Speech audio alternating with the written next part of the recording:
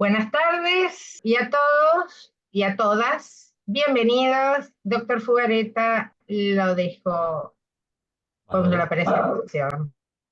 Vamos a disponernos a escuchar eh, a una persona que es un profesional dedicado desde hace un tiempo largo a estos temas juveniles y ligados a las políticas públicas, porque ha tenido funciones en el gobierno de la provincia y en la Cámara de Diputados y demás. Pero lo que más rescato es su experiencia en los organismos internacionales, porque ha sido nuestro representante en el Comité de Derechos del Niño. eh, entonces, tiene una mirada muy enriquecida en función de las comparaciones de lo nuestro con los de los demás y hasta dónde estamos lejos o cerca de los ideales de derechos humanos. Si bien en este momento del mundo ponernos a hablar de derechos humanos es complicado por los acontecimientos nefastos que están ocurriendo en la guerra, pero no obstante debemos seguir trabajando por ello y conseguir construyendo, es decir, observar qué nos salió bien y seguir adelante construyendo. Norberto, te agradezco muchísimo la participación eh, y un abrazo como amigos. Todo tuyo. Bueno, muchas gracias, Juan Carlos. Muchas gracias por la invitación y realmente muy complacido de tener este espacio de comunicación con la iniciativa tomada por el Observatorio del Niño del Colegio de Abogados de San Isidro.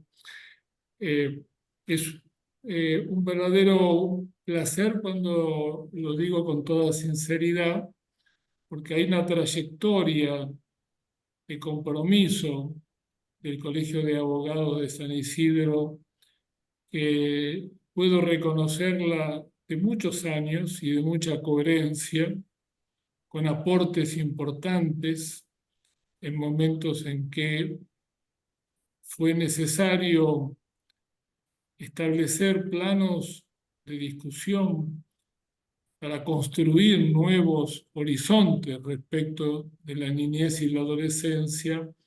El Colegio de Abogados de San Isidro, con Juan Carlos tal vez como figura más destacada, ha sido un protagonista institucional de muchísima importancia. Y saludar a todos los asistentes a esta sala, y si me permiten en particular a mi amigo y muy querido doctor Cafiero, que he recibido su saludo y sé que está presente. Y con él, por supuesto, mi saludo y mi respeto a todos los que están en la sala participando de este espacio. El tema propuesto es niñez y adolescencia en una escala, yo diría, que va de los estándares internacionales a las políticas públicas. Indudablemente que es una invitación a reconocernos como parte de un mundo con instituciones que van marcando tiempos y van estableciendo nuevos procesos de construcción en materia de políticas públicas, particularmente en el mundo Naciones Unidas y en la región, en nuestra región, lo que corresponde al ámbito del sistema interamericano, particularmente de derechos humanos. Y entonces los estándares internacionales van a estar en esta oportunidad y pensado en el diálogo que invito a que tengamos luego de una presentación que seguramente tendrá recortes para utilizar el tiempo de manera proporcional entre la presentación y el diálogo con ustedes en la modalidad que los organizadores dispongan, en dos planos. Primero, un recorrido por cuáles son esos estándares internacionales. Identificarlos tal vez no para detenernos en profundidad en cada uno de ellos, pero sin duda que si la invitación es reconocer la relación entre los estándares internacionales y las políticas públicas, la primera gran responsabilidad es compartir algunos de los procesos de construcción internacional que se han dado en la materia de niñez y adolescencia. Podríamos decirlo para ingresar ya en concreto que la mitad del siglo XX y parte del siglo XXI ha puesto en la agenda internacional una renovada preocupación por la niñez y la adolescencia. Antes de esta mitad del siglo XX, tal vez teníamos que ir muy atrás para encontrarnos con las aspiraciones de la Declaración de Ginebra de 1927, todavía en el seno de la Liga de las Naciones, y luego de la creación de Naciones Unidas, vamos a tener casi 10 años después de su creación, la Declaración de los Derechos, la Declaración Universal de Derechos de los Niños. 1958 marca, por lo tanto, un hito importante que es el señalamiento que en la construcción de derechos humanos que ya estaba marcada por la Declaración Universal de 1948, ahora ponía el foco de atención en la niñez en base a 10 artículos que marcaron un momento del proceso que se va a continuar luego en los años siguientes. Por lo tanto, reconocer en la Declaración de Derechos del Niño de 1958 un punto de partida para esta etapa, creo que es necesario y lo vamos a encontrar que todos los documentos internacionales surgidos a posteriori de la declaración van a volver siempre al antecedente de la misma. La declaración está presente en cada uno de los avances que se fueron logrando. Pero podríamos decir que cuando en 1979,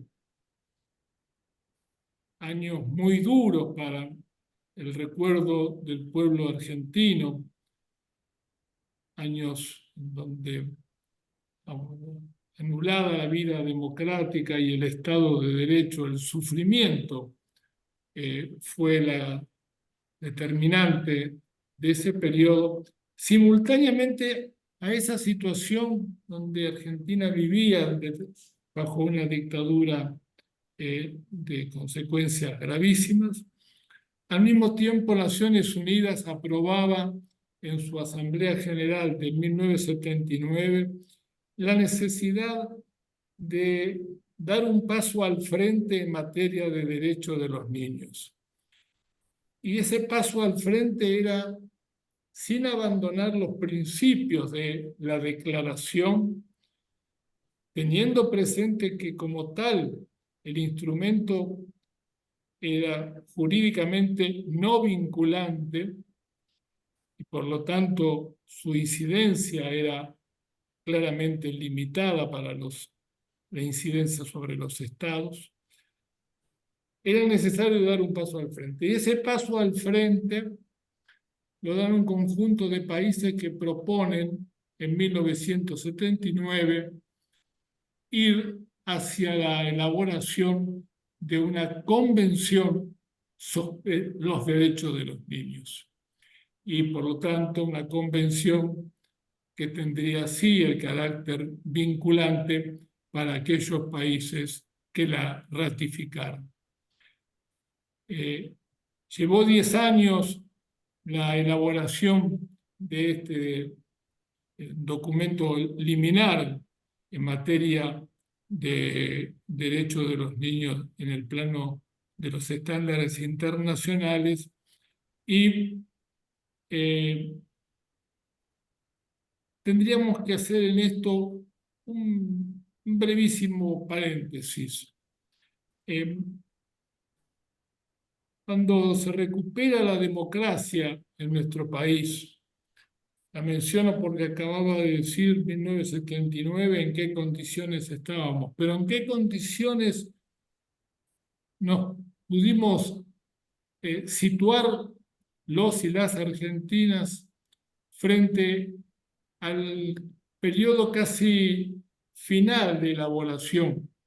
Recuperada la democracia, se generó un enorme activismo a favor de reconocer si los borradores que circulaban del proyecto de convención sobre derechos del niño estaba también reconociendo las realidades que le son muy propias a la región de América Latina. Y el dato de Argentina está presente en reformas de esos borradores. Me detengo en uno de ellos, aunque hay más artículos para mencionar de la incidencia de esa actividad movilizada de organizaciones de la sociedad civil y también del gobierno democrático de entonces. Y tal vez el dato que claramente lo indica son los artículos 7 y 8 de la Convención, que no estaban incorporados hasta que la Asociación Abuelas de Plaza de Mayo, apoyada por organismos internacionales como Save the Children y Defensa de los Niños Internacional, y el propio gobierno argentino, logró que se incluyera el derecho a la identidad.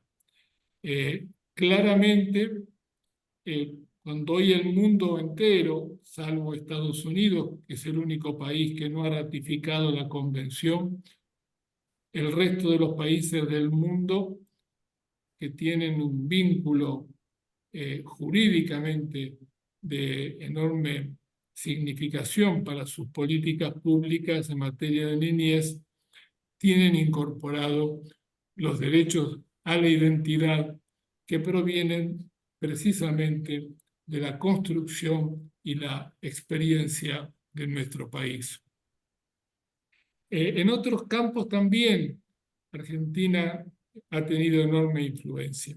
Pero ya antes de llegar al momento en que se aprueba en el año 1989, antes de eso tenemos dos hechos importantes. Uno es la declaración de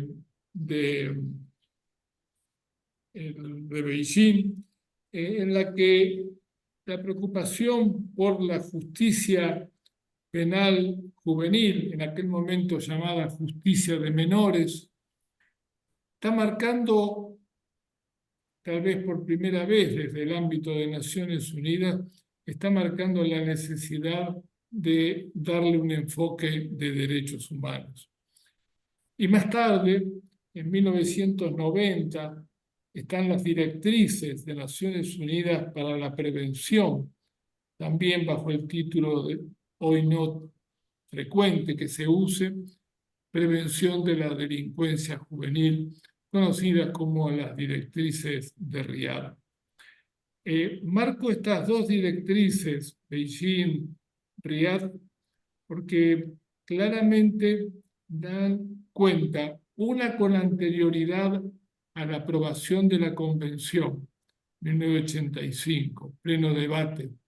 La otra, inmediatamente después de aprobada la Convención, en 1990, donde el eje ya no es solo la administración de justicia, sino las políticas de prevención respecto de lo que se denominaba por entonces la delincuencia juvenil. La Convención, cuando es aprobada, 1989, como decía, marca evidentemente tres aspectos fundamentales. En primer lugar, el reconocimiento del niño, niña, adolescente como titular de derechos. En segundo lugar, que esa titularidad de derecho puede ejercerse en tanto y en cuanto los estados, al ratificar la Convención, aprueban políticas, aprueban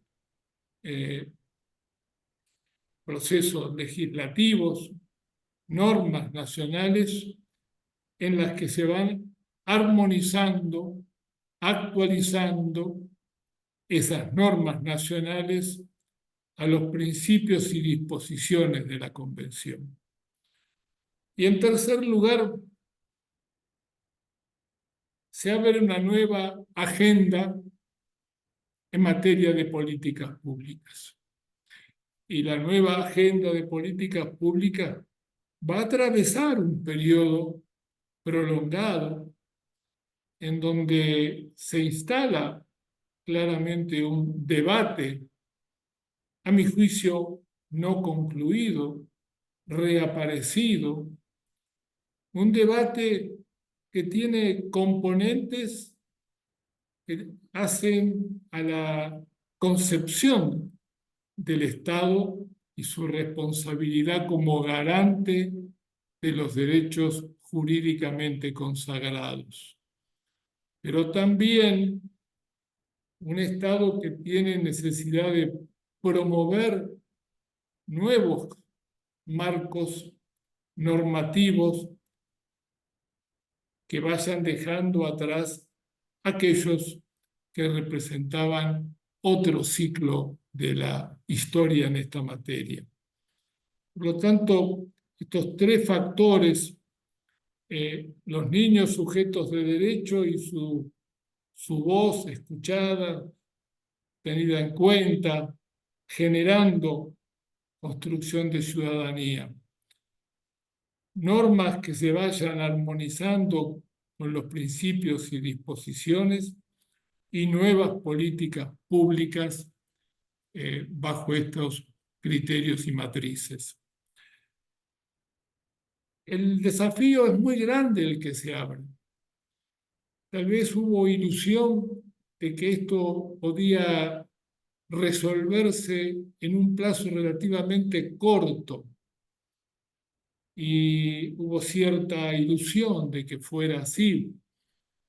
Algunos países, incluso de nuestra región, muy rápidamente aprobaron casi a libro cerrado sus nuevas legislaciones como productos envasados que se aprobaban sin el debate que las sociedades necesitaban dar como proceso colectivo para generar estos mecanismos institucionales bajo esta característica.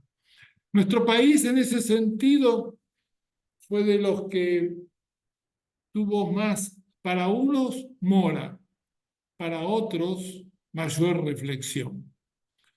Me inscribo en esta última línea.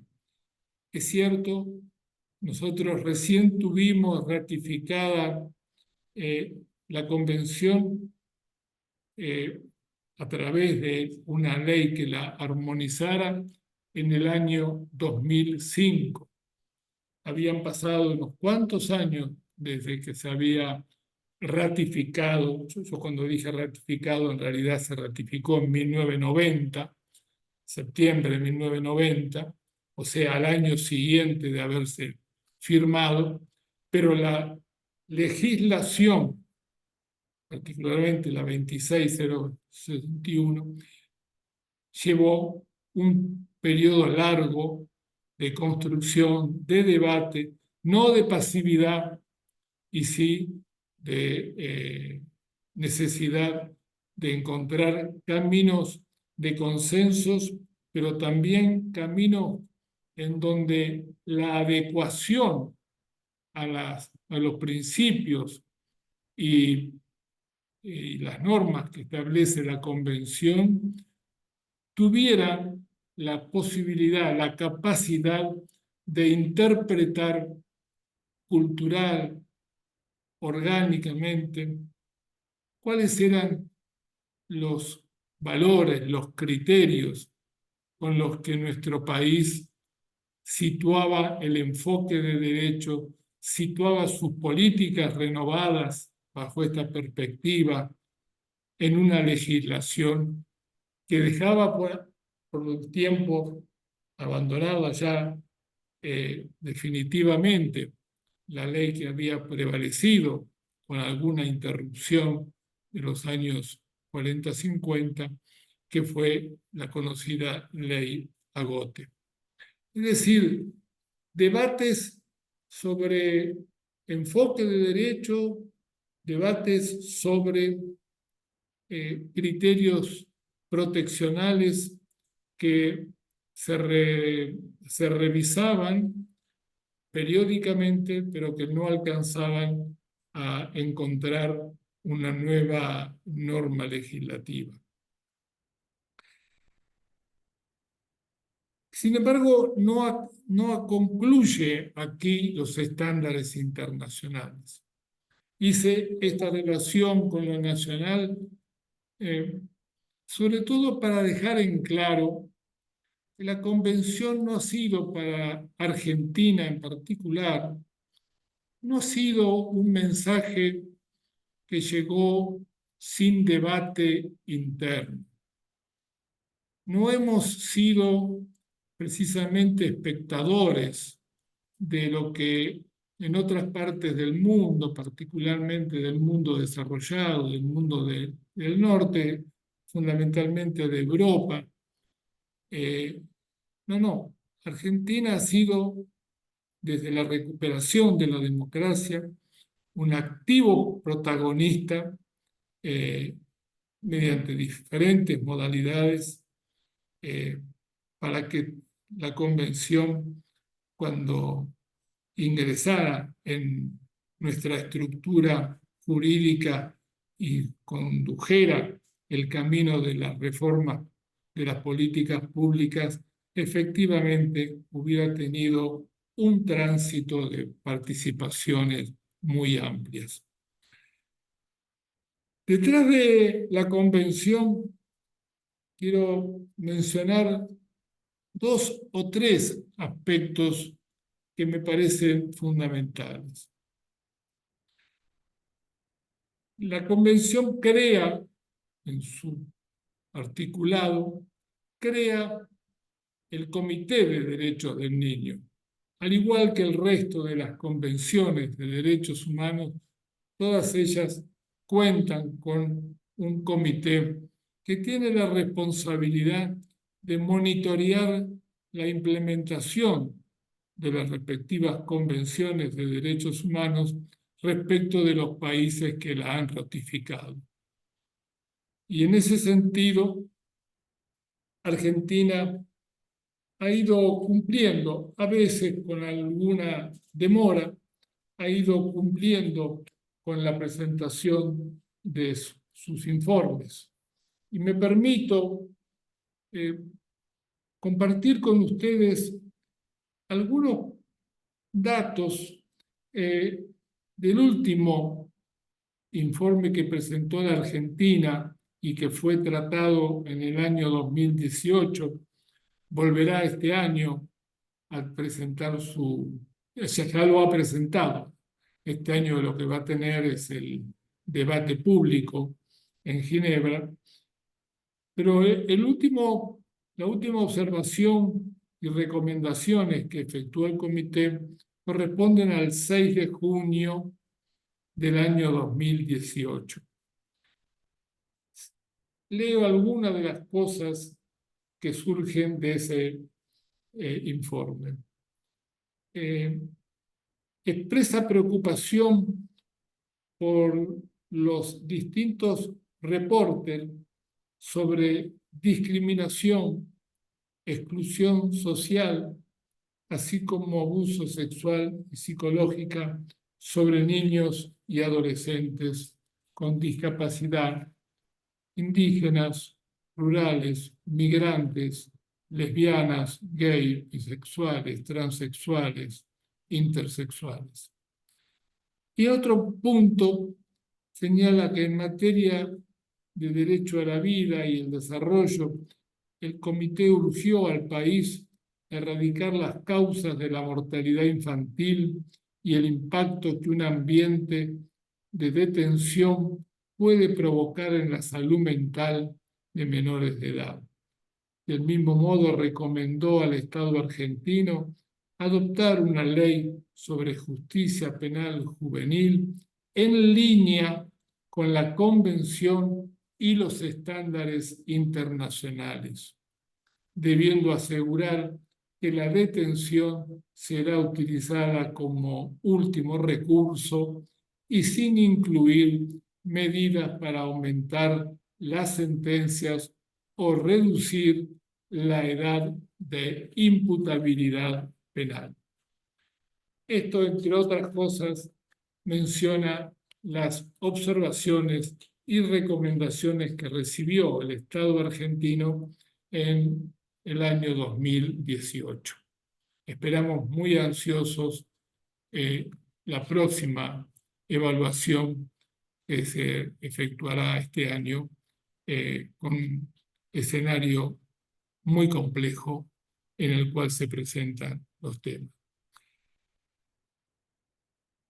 Dentro de los estándares internacionales, tenemos que mencionar que el Comité de Derechos del Niño, como el resto de los comités, generan los estudios sobre interpretaciones de los artículos de la propia convención, conocido como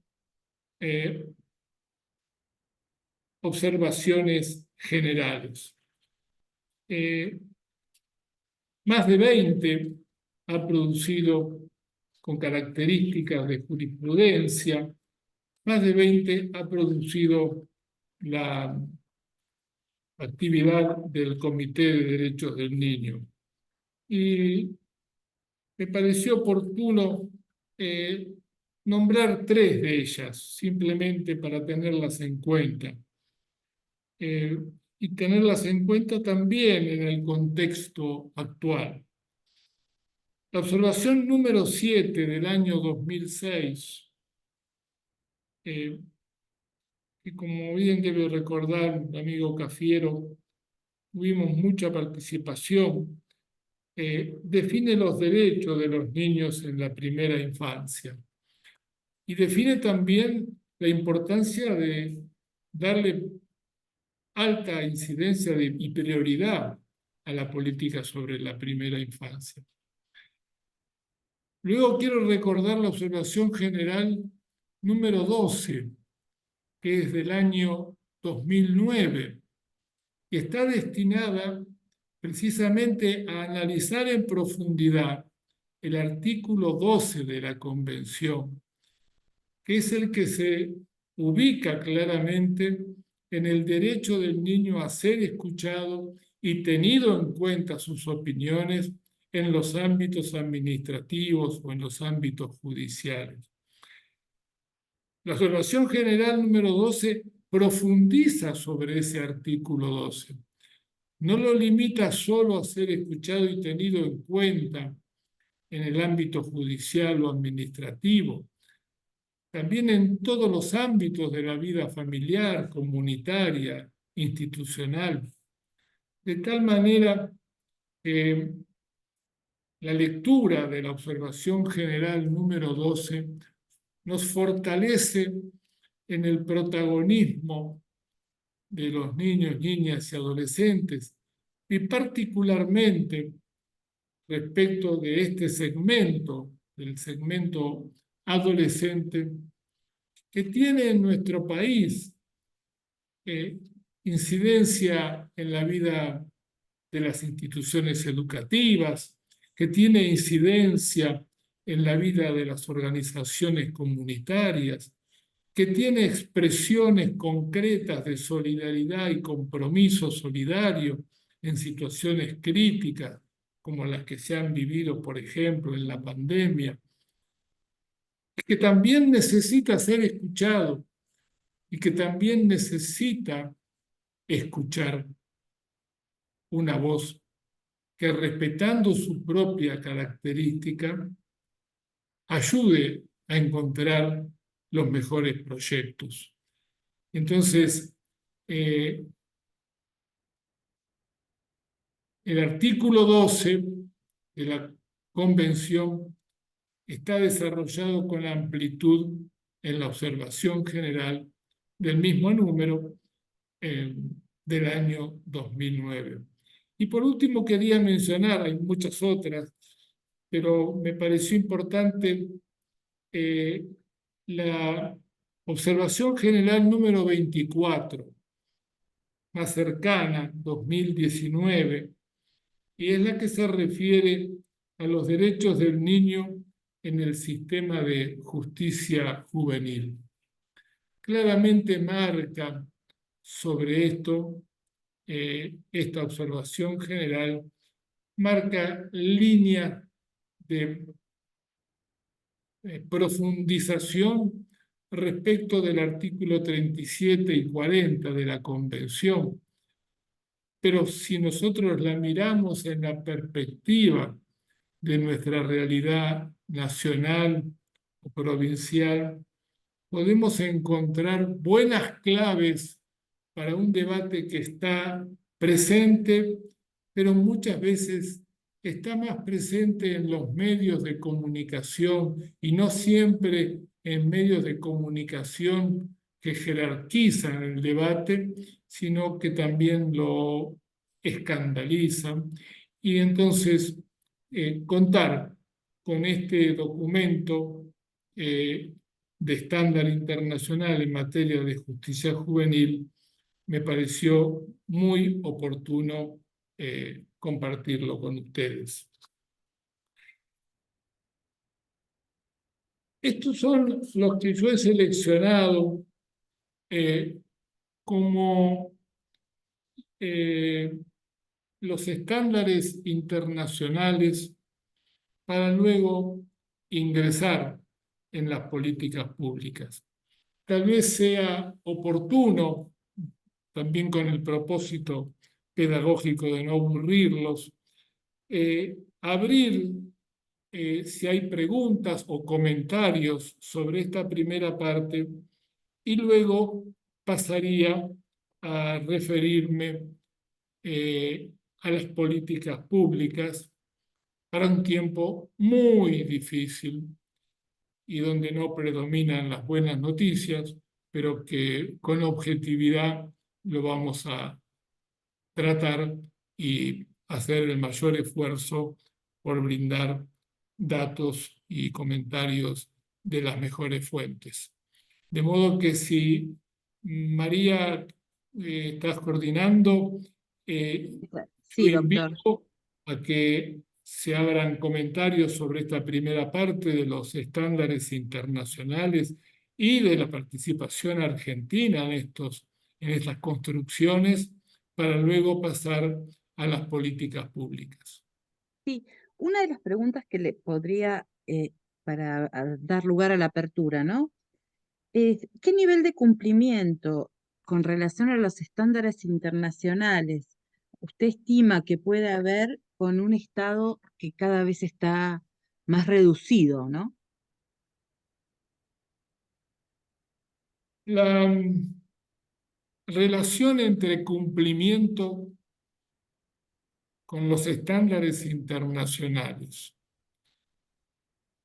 y las efectivas políticas aplicadas para garantizar ese propósito tiene dos variables o tres variables imprescindibles de ser tenidas en cuenta.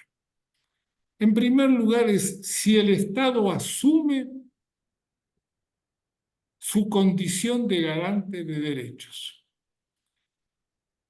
Si lo asume, implica compromisos presupuestarios que permitan traducir en políticas públicas efectivas la garantía de aplicación de esos estándares internacionales.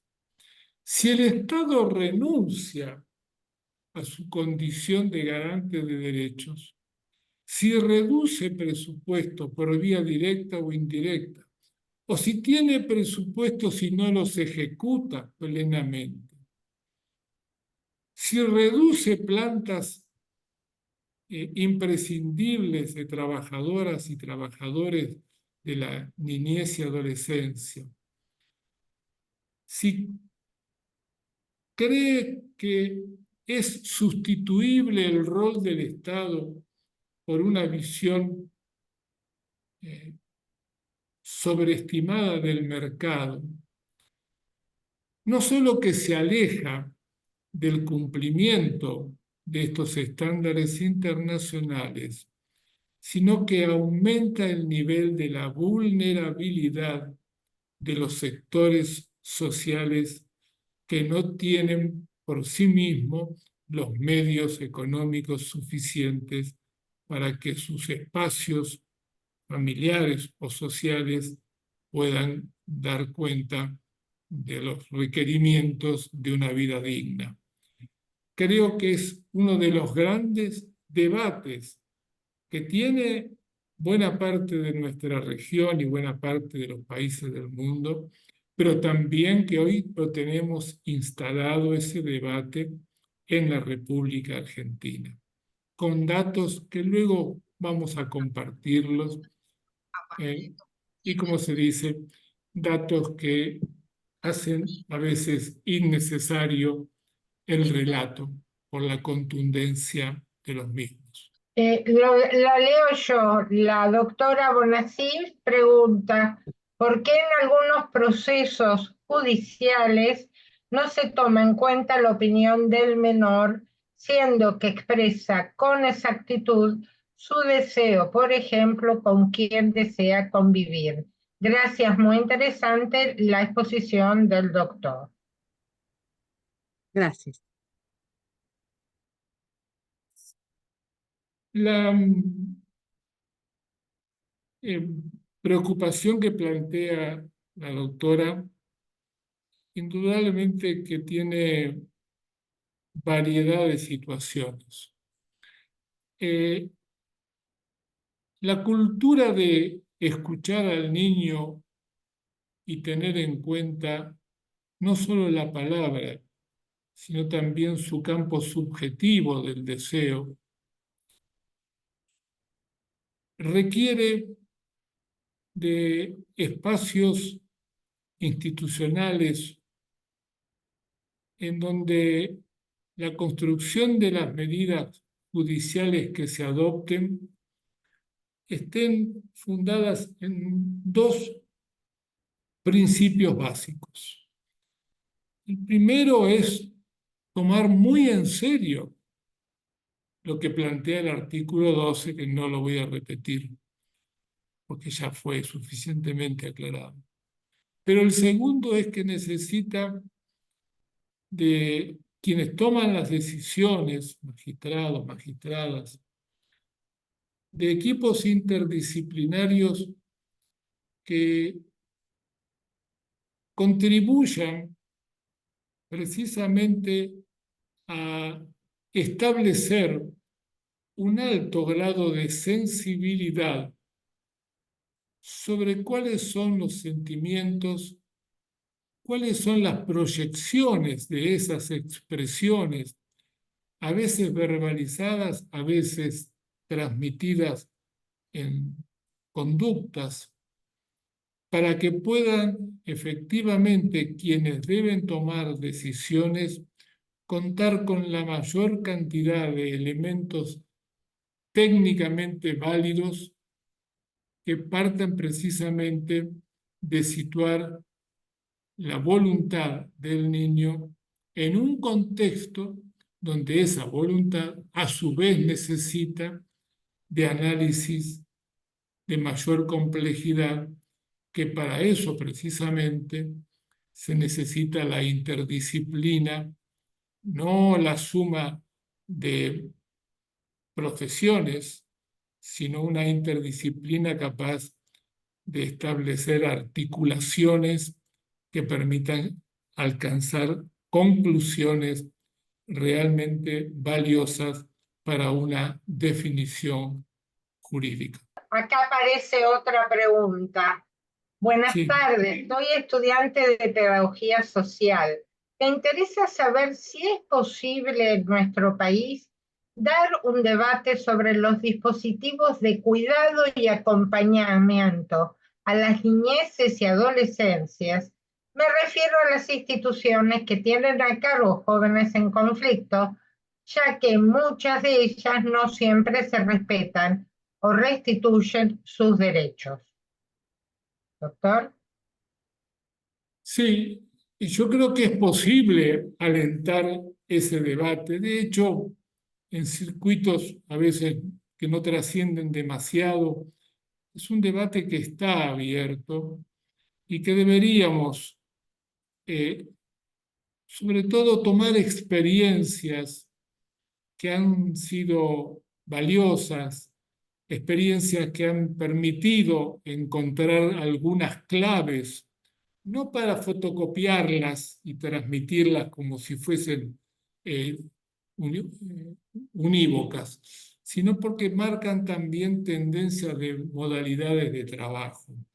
Creo que una de nuestras falencias es que tenemos muy fragmentado el sistema y por lo tanto la falta de articulaciones en las experiencias nos está limitando lograr cambios sustantivos, particularmente en la integralidad de las respuestas que en este campo se deban dar.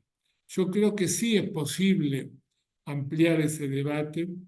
Creo que espacios como el que estamos compartiendo es una contribución a ese tipo de necesidad. Y puedo dar cuenta de múltiples iniciativas que no trascienden demasiado, pero que están precisamente preocupados por cómo encontrar una mayor capacidad de recoger experiencias que permitan orientar las instituciones y las políticas que se implementen en esta orientación. Tenemos también una realidad que la Convención está en la Constitución, pero está en la cabeza de todos los que tienen decisiones que tomar en la definición de la vida de los niños y niñas. Yo creo que todavía tenemos un camino que recorrer de debate, un camino donde hay un amplio espacio de lo que hoy se dice batalla cultural. Yo diría, hay contradicciones culturales y donde efectivamente subyacen aspectos que remiten a modelos más vinculados al pasado respecto de las nuevas definiciones que provienen precisamente de una convención que ya cumplió más de 30 años como tal. No se resuelve fácilmente esta contradicción. Es una contradicción que parecía hace unos años, cuando se la incluía en el artículo 75, inciso 22 de la Constitución Nacional, que estábamos dando un gran salto. Sin embargo, en nuestros días se la menciona muy poco a la Convención. Nosotros estamos expectantes de qué posicionamiento adoptan las nuevas autoridades frente al tema, porque hasta el presente ha habido muy poca comunicación en estos temas tan sensibles, pero no solo sensibles por una cuestión de cumplimiento formal con un compromiso internacional, sino porque hace a la relación que los niños van a encontrar frente a sus diferentes realidades, problemáticas, espacios de proyección, en qué sentido van a ser escuchados, en qué medida sus escuchas serán respetuosamente incorporadas en las decisiones que se adopten. De modo que creo que tenemos un tiempo complejo y donde espacios, repito, como en el que estamos compartiendo esta tarde, son de gran valor, y es de gran valor que cada uno pueda expresar sus dudas, sus contradicciones y también sus certezas.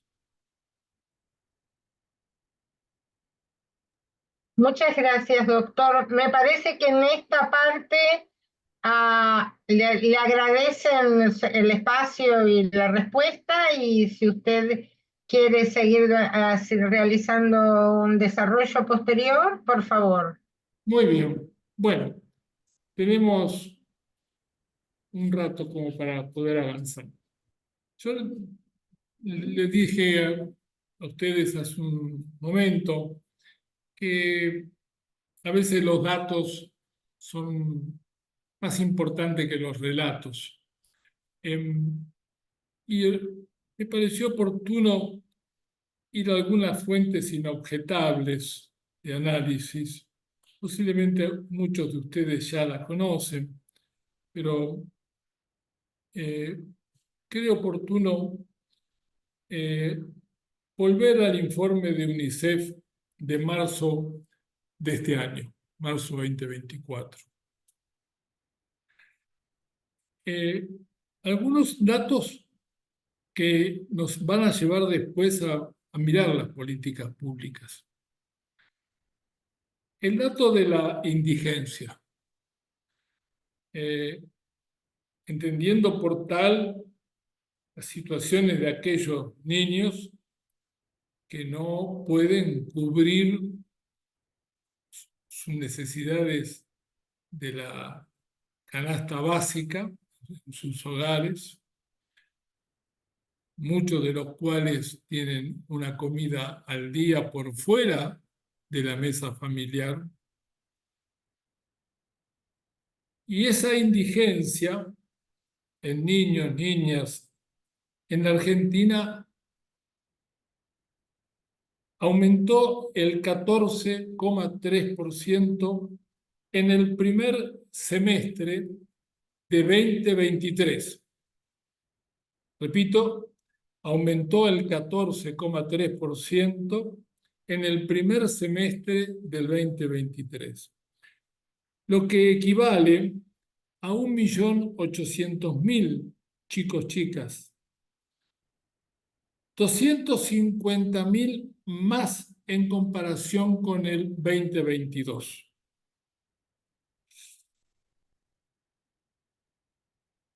Y las estimaciones de UNICEF es que el escenario que estoy describiendo se agudizó hacia finales del año pasado hasta alcanzar el 19,4% de la población infantil.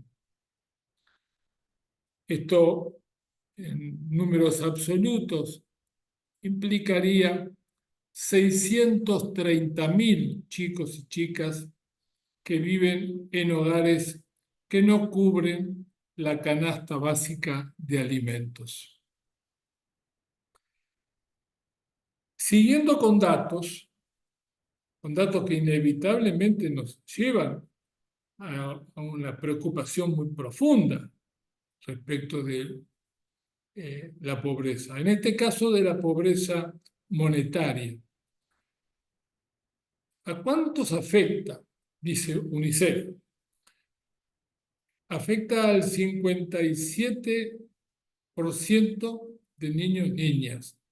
Y esto equivale a 7 millones y algo más, 7.100.000 de chicas y chicos. Algunos de ellos que se encuentran incluso en situaciones de mayor vulnerabilidad. Y cuando la pobreza se eleva, aparece el nivel educativo de los referentes del hogar, donde el 83% tiene nivel educativo bajo. Y en casos de hogares monoparentales es el 68%. Y cuando reciben en los barrios populares es el 84%. Es decir, conectado esto con los adultos,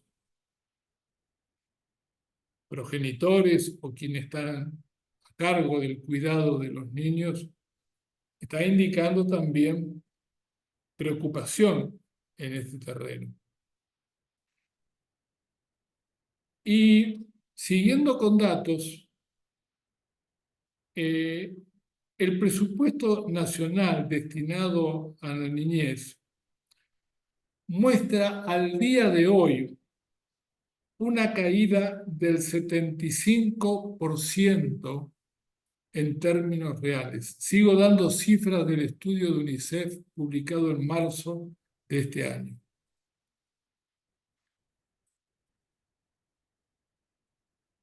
Y como la propia representante lo dijera, Luisa Brumana, el presupuesto constituye una herramienta clave para aportar elementos desde la política fiscal que garanticen el cumplimiento de los derechos de la infancia y la adolescencia.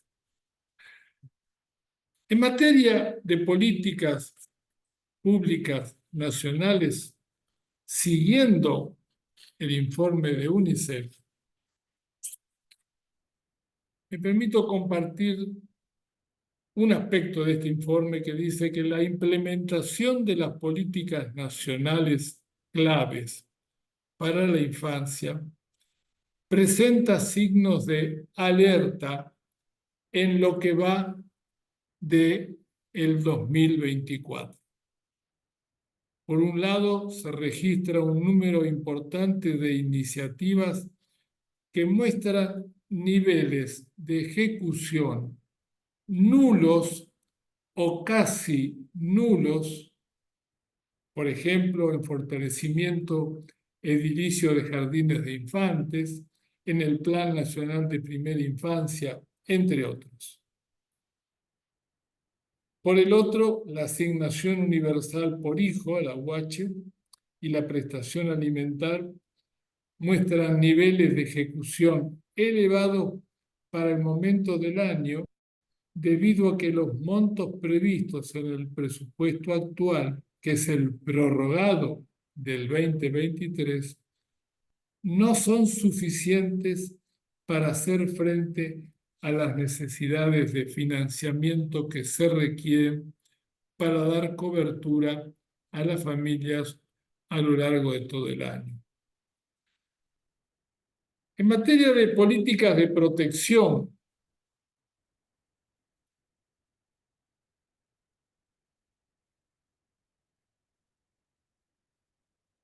si nosotros partimos de que en el primer trimestre del 2024 la prevalencia de la pobreza estaría en torno al 70% de nuestros niños y niñas, y que la indigencia llegaría al 34%.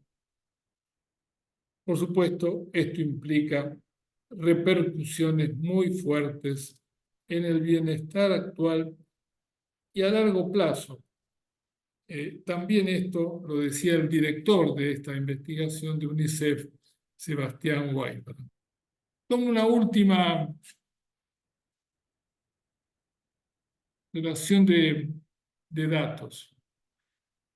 En la actualidad, la asignación universal por hijo representa el 45% de la canasta básica alimentaria y el 21% de la canasta básica total. Y la tarjeta alimentar enfrenta una situación similar.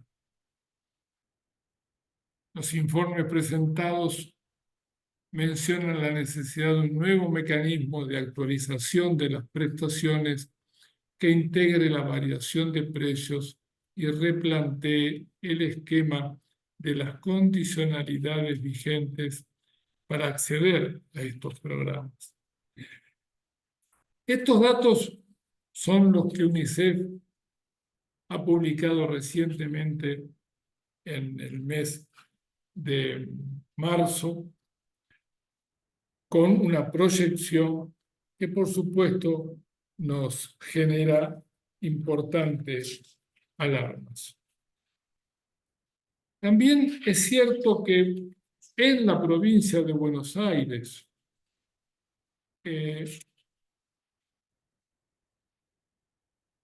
tenemos ejecuciones presupuestarias y disposición presupuestaria que marca diferencias muy marcadas respecto de las que acabamos de compartir en el orden nacional.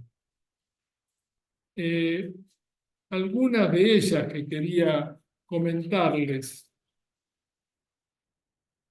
es en lo que considero programas fundamentales en el orden de la asistencia. Y me refiero al programa SAE, el Servicio Alimentario Escolar, que está en este momento alcanzando una cobertura de 2.400.000 niños, niñas, particularmente de barrios vulnerables. Esto ha significado una importante inversión que ha hecho el Estado provincial,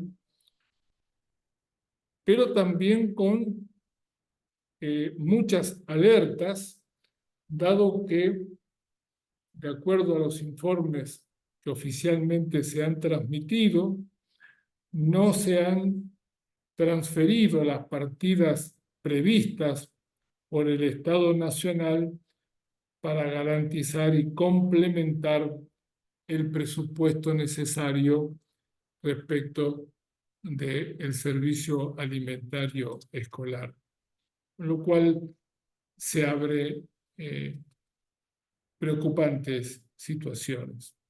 Y yo quería nombrar, por último, el incentivo respecto del programa Envión. ¿Y por qué lo menciono? Porque nosotros tenemos en la provincia de Buenos Aires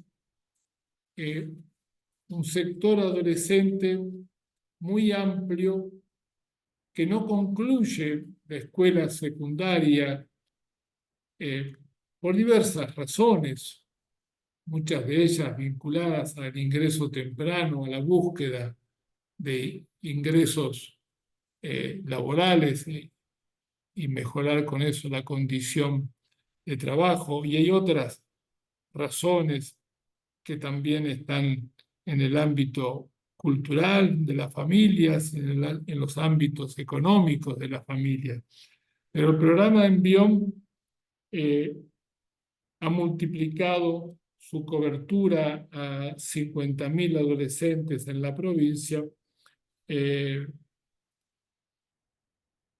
y la inversión mensual que realiza el gobierno en este contexto de cierta asfixia presupuestaria es de 97.325.000 pesos.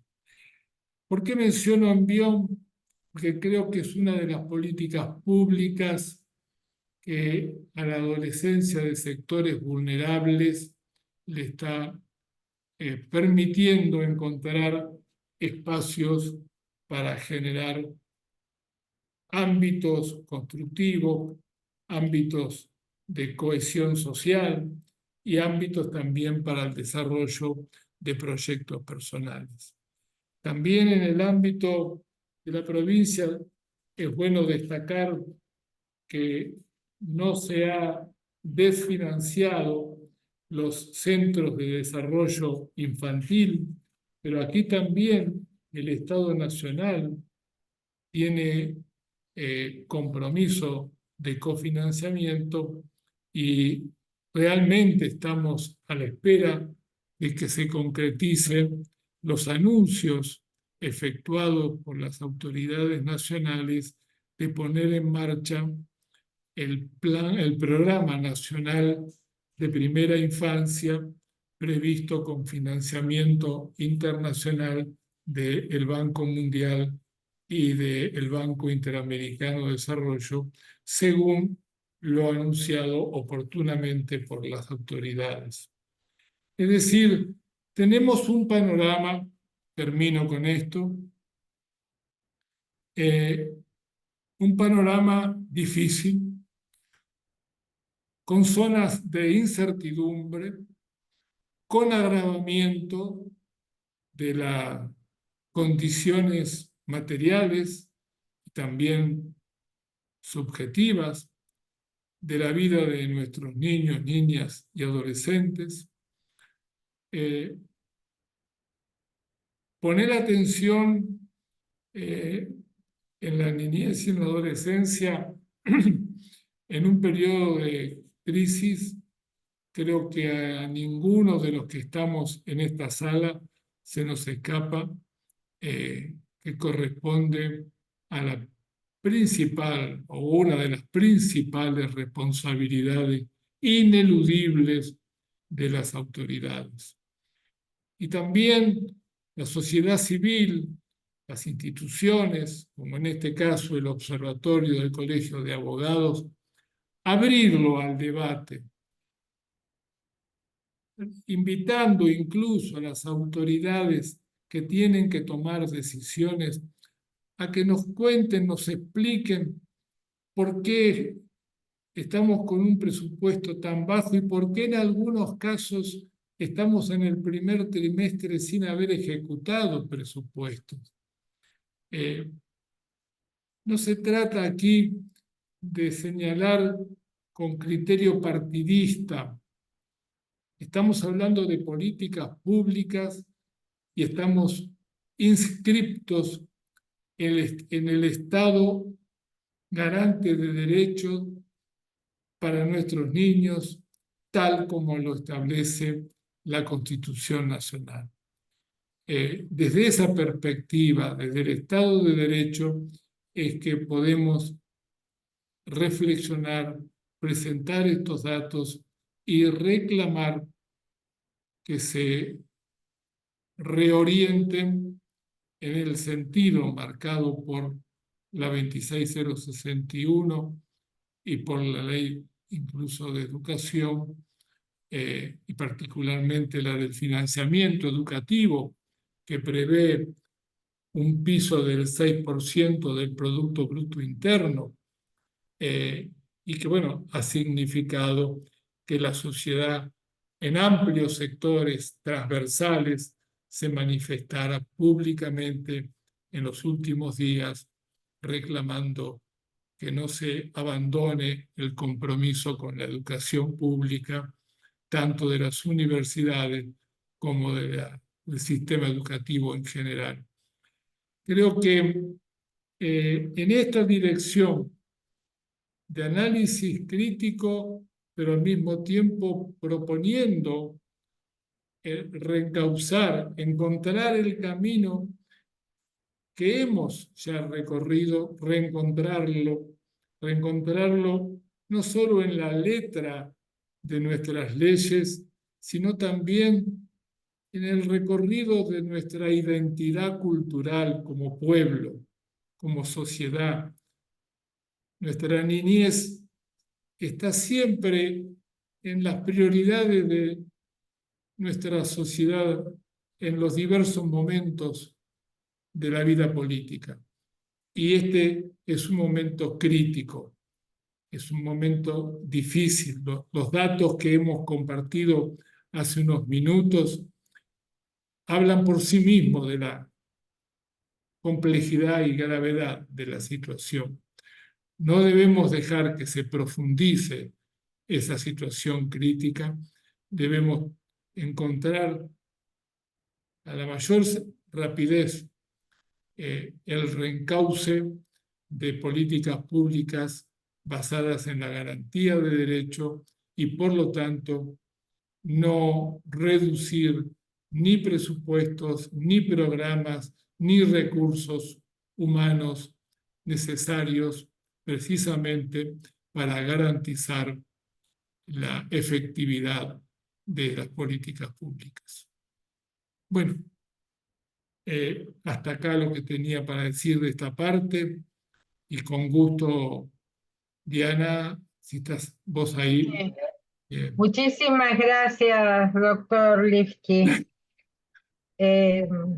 Ha planteado seriamente, fundadamente, las preocupaciones que imagino que todos compartimos con respecto a la situación de nuestra infancia. Abro el espacio para las preguntas. Si alguno lo quiere escribir al contado, no se llegan a ver todas en la pantalla. ¿Algún comentario? ¿Alguien que coincidió con usted? La doctora Analía López. Envión es un buen programa. Los CDI también necesitan más financiamiento. Y ahí veo la mano alzada del doctor Cafiero, que para quienes no lo sepan, está a cargo de la Defensoría de Derechos de Niños, Niñas y Adolescentes del Colegio de Abogados de San Isidro, y no le voy a contar todos los antecedentes. Bueno, Norberto, la verdad que un gusto, como siempre, escucharte y seguir tus palabras. Le agradezco a la doctora Fiorini y al doctor Fugareta que han tenido esta iniciativa. Tenerte acá realmente para todos nosotros es importante, un lujo, siempre sos un referente en nuestros cursos de abogado del niño que hacemos habitualmente. Difícilmente pasemos de un módulo a otro sin nombrarte en alguna referencia. Así que el día que quieras cobrar derechos de autor, vas a tener unos buenos honorarios acá. Así que ya te aviso. Me interesó muchísimo la exposición en cuanto pudiste lograr una convergencia en cuanto a la naturaleza de los derechos de los chicos y quedó, me parece, claro, pero a lo mejor querés profundizar en el aspecto que hace a la naturaleza de esos derechos. Si estamos frente a derechos que son garantías individuales o sin que esto sea una contradicción, obviamente, no es un dilema, sino que básicamente en general nuestra posición en los cursos es que los derechos de los chicos son derechos sociales. eh, y que mirar los derechos de los niños sin tener el contexto de la situación de las niñeces, de las infancias, es solamente un ejercicio más de procedimiento que de fondo. Por eso, acentuar este aspecto de los derechos sociales, económicos, culturales, es un punto que quisiera conocer tu reflexión para que todos podamos trabajar ese punto. Gracias. No, gracias a vos, Juan Pablo, y una alegría realmente encontrarte. No, no voy a ir a cobrar los honorarios por una mención, al contrario, les agradezco en todo caso que cada tanto sirva de algo, algún comentario. Sobre lo que vos planteás, y para retomar, cuando en los años previos a la aprobación de la convención, creo que vos lo debes recordar, a mí me tocó ser parte del grupo de las representaciones de las organizaciones de la sociedad civil que participó en el debate de los contenidos de la convención. Las abuelas habían hecho el gran aporte con el artículo 7 y 8, y yo me concentré mucho en el artículo 6. Es el artículo que habla de los derechos económicos, sociales, culturales, y que plantea claramente que los estados deben apelar al máximo de sus recursos para garantizar estos derechos. Ese es el texto que se logró finalmente incluir. En gran medida es el texto que proviene también de la Convención de Derechos Económicos, Sociales y Culturales, pero que no estaba en el primer borrador.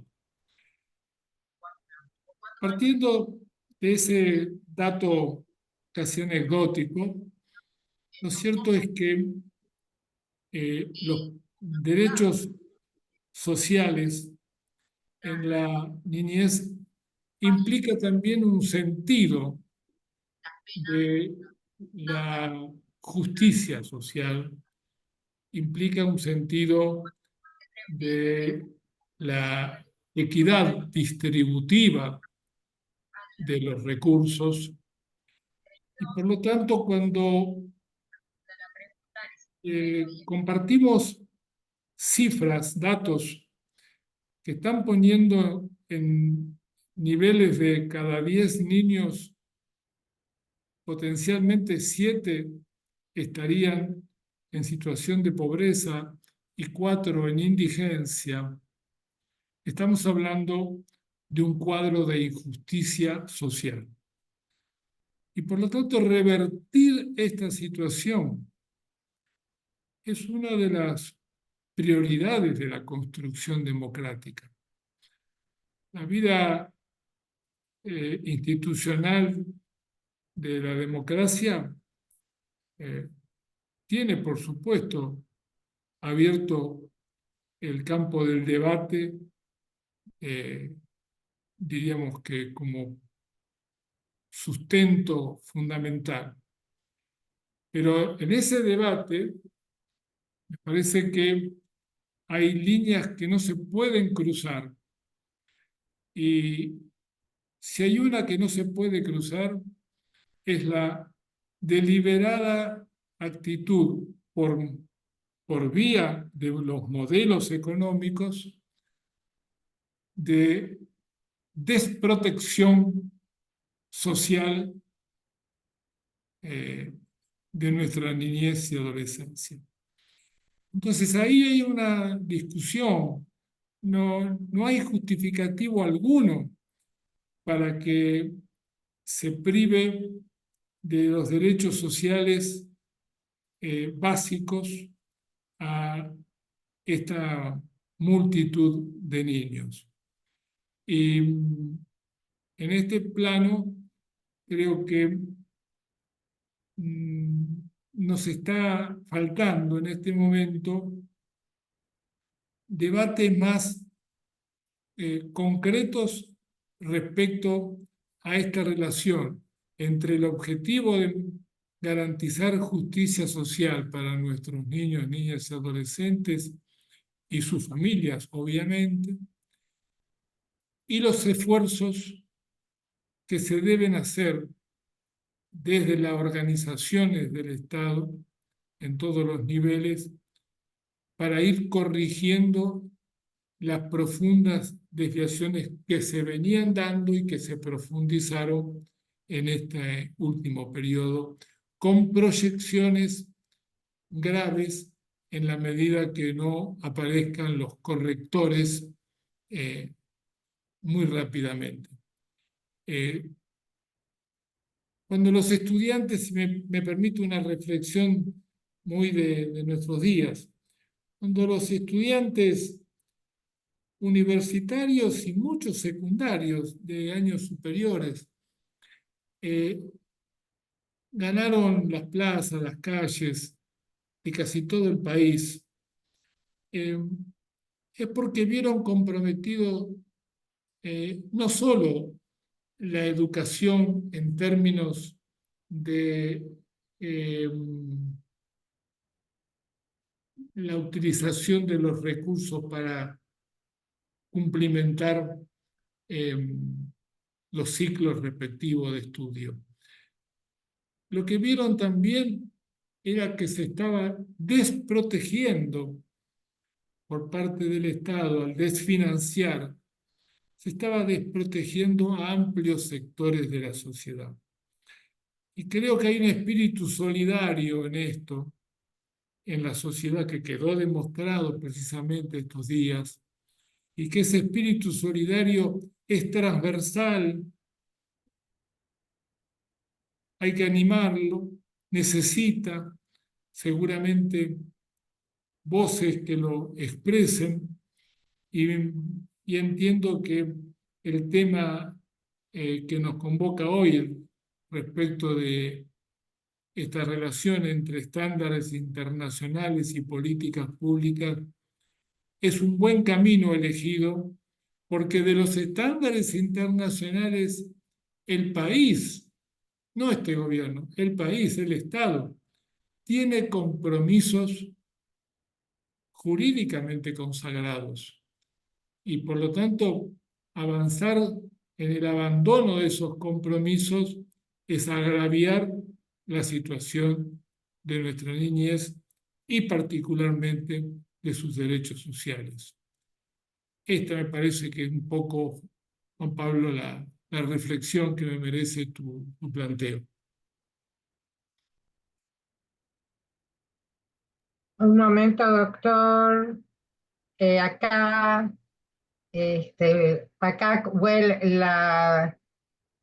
Mónica del Valle Herrera. Desde la pedagogía social nos preparamos para disputar esos espacios que buscan restituir derechos y recrear los espacios donde los y las niñeces y adolescentes puedan crear y recrear vínculos significativos en distintos ámbitos.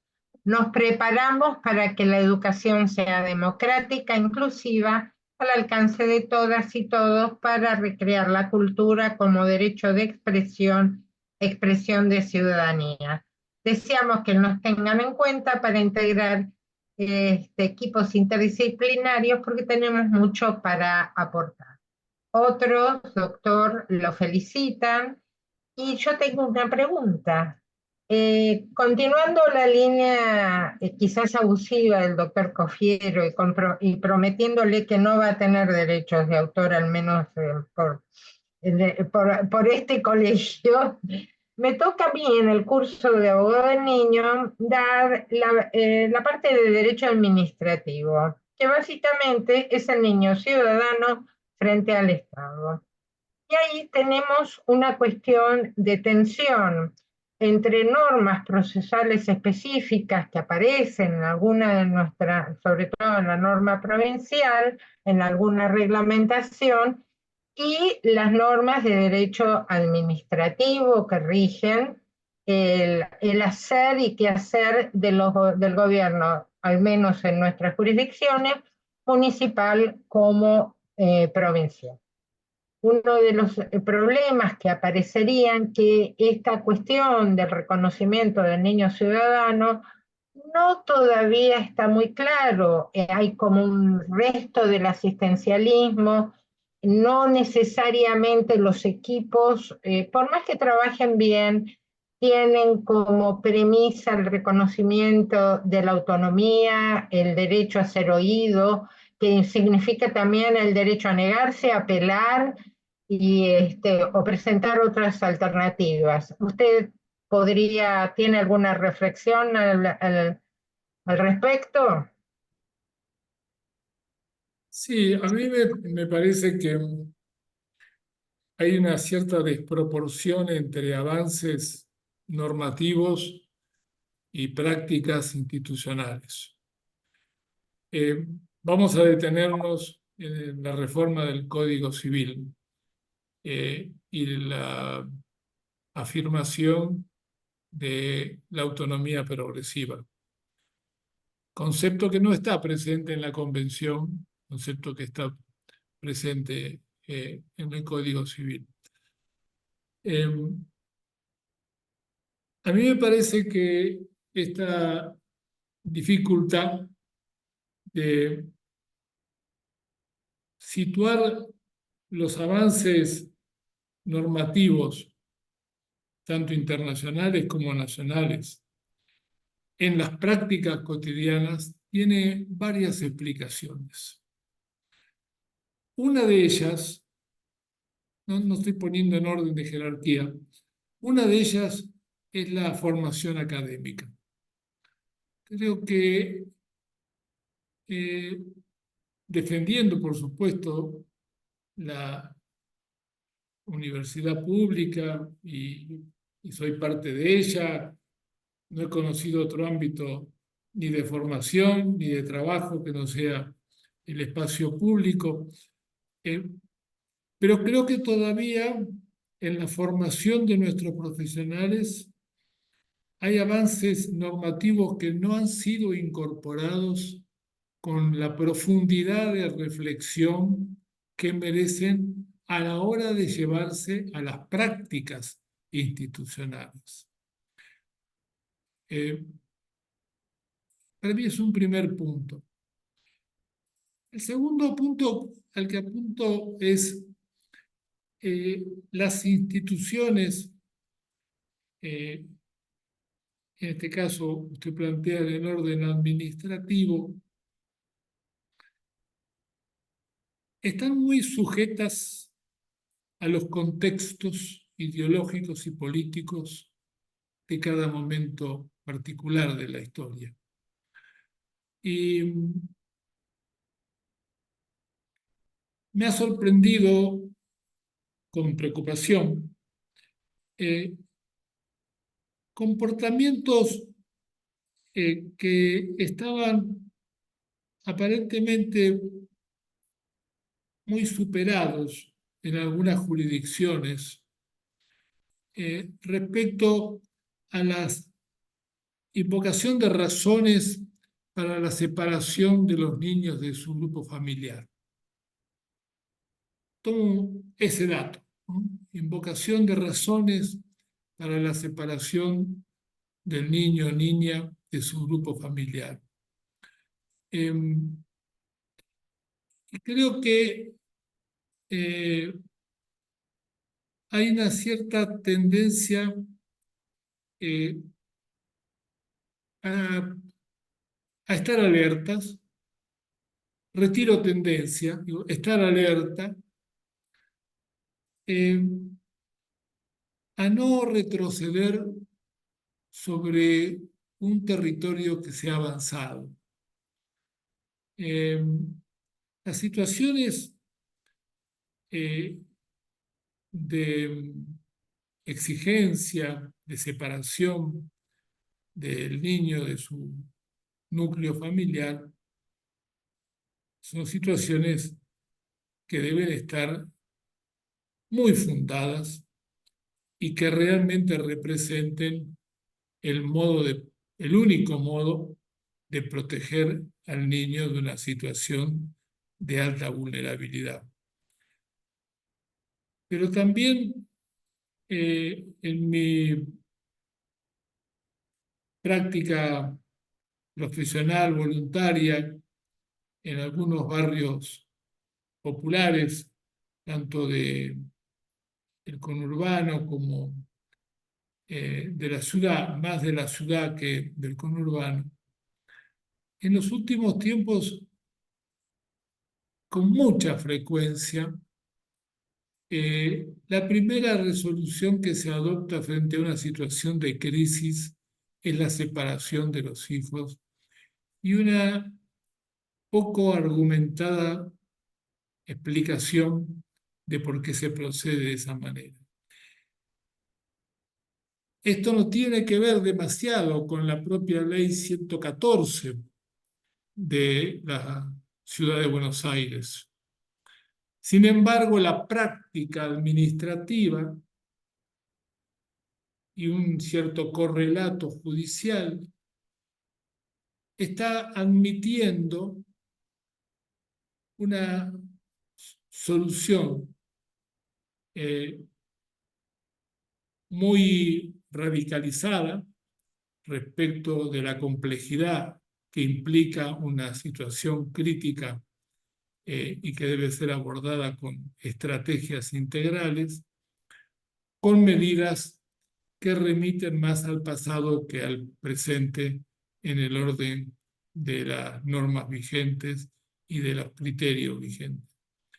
Entonces, me parece que el contexto está marcando también los riesgos de que en el orden administrativo se instalen prácticas que no están inspiradas precisamente en los principios y disposiciones de las normas vigentes y de la matriz que nos da la Convención sobre los Derechos del Niño. Y ahí hay que poner mucha atención. Y poner mucha atención implica evaluaciones periódicas, implica analizar con profundidad los alcances de las medidas que se adoptan. Si erradicamos el concepto de que la pobreza, lo decimos en todas las normas de protección integral de derechos, la pobreza no puede ser causa de separación de los niños de su familia. Sin duda, cuando esto ocurre, aunque se lo dibuje de otra manera, es preciso poner mucha atención a este tema. Muchas gracias, doctor. Un aporte del doctor Cafiero, Comisión Interamericana de Derechos Humanos, Derecho del Niño y la Niña a la Familia, Cuidado Alternativo, poniendo fin a la institucionalización en las Américas, un documento del año 2013 para quien quiera profundizarlo. Un cierre con alguna reflexión que usted considere y por supuesto nuestro agradecimiento. Bueno, con mucho gusto, Diana. En primer lugar, agradecerles nuevamente, como fue al comienzo, me permito cerrar ahora, agradecerle la invitación y agradecerle a quienes han permanecido a lo largo de estas casi 2 horas de conversación dentro de la sala y sobre todo agregando, incorporando riqueza con sus preguntas, con sus reflexiones escritas o orales. Yo valoro realmente estos espacios. Transmitir mi modesta experiencia es una responsabilidad mucho más que profesional, es una responsabilidad ciudadana, es una responsabilidad que hay que enmarcarla en el propósito de ser activo en una sociedad democrática y no guardarse aquello que pueda ser de mayor conflictividad, decir las cosas con el respeto que merece la diversidad de pensamiento, pero al mismo tiempo fijar criterios, opiniones que induzcan en todo caso al debate y también a la transparencia de quienes, en este caso, al ser invitado, no modifica un modo de pensar, sino que lo transmite de la manera más respetuosa y mejor documentada para darle validez a la misma. Así que me voy muy contento de este encuentro, agradeciendo, bueno, a Juan Carlos, agradeciéndote a vos, Diana, la alegría de haberme reencontrado con Juan Pablo, de quien guardo muchísimos hermosos recuerdos de compartir espacios, momentos difíciles, momentos lindos. Y, y bueno, estoy al Bueno, servicio de ustedes en el momento muchísimas que ustedes gracias, requieren. doctor. Y tal como usted dijera, el espacio, bueno, queremos creer que tenemos un espacio respetuoso de todas las visiones y perspectivas. Doctor Liski, le vuelvo a decir todos los comentarios de agradecimiento, declara la exposición, puede, y en nombre de todos, muchísimas gracias y a todos los que estuvieron presentes. Hasta la próxima. Ahí se Hasta la reactivó. próxima. Muchísimas Chao, gracias. Alberto, Chao, gracias. Juan Carlos.